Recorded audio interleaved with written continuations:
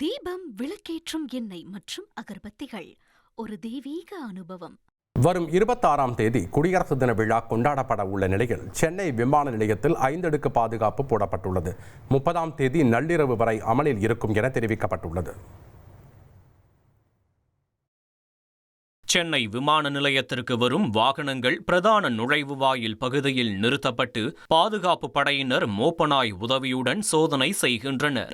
மேலும் வெடிகுண்டு நிபுணர்கள் மெட்டல் டிடெக்டர்கள் மூலம் சோதனை செய்கின்றனர். விமான நிலைய வளாகத்தில் துப்பாக்கி ஏந்திய போலீசார் தொடர்ந்து கண்காணித்து வருகின்றனர். கூடுதலாக சிசிடிவி கேமராக்களை அமைத்து விமான நிலைய பாதுகாப்பு கட்டுப்பாட்டு அறையிலிருந்து 24 மணி நேரமும் தொடர்ந்து கண்காணிக்கப்படுகிறது. பயணிகள் திரவ பொருட்கள், ஊறுகாய், அல்வா, ஜாம், எண்ணெய் பாட்டில்கள் போன்ற பொருட்கள் எடுத்து செல்ல தடை விதிக்கப்பட்டுள்ளது. அதேபோல் விமானங்களில் சரக்கு பார்சல்கள் ஏற்றும் பகுதிகளிலும் தீவிரமாக கண்காணித்து பார்சல்கள் பல கட்ட சோதனைக்கு பின்பே விமானங்களில் ஏற்ற அனுமதிக்கப்படுகின்றன.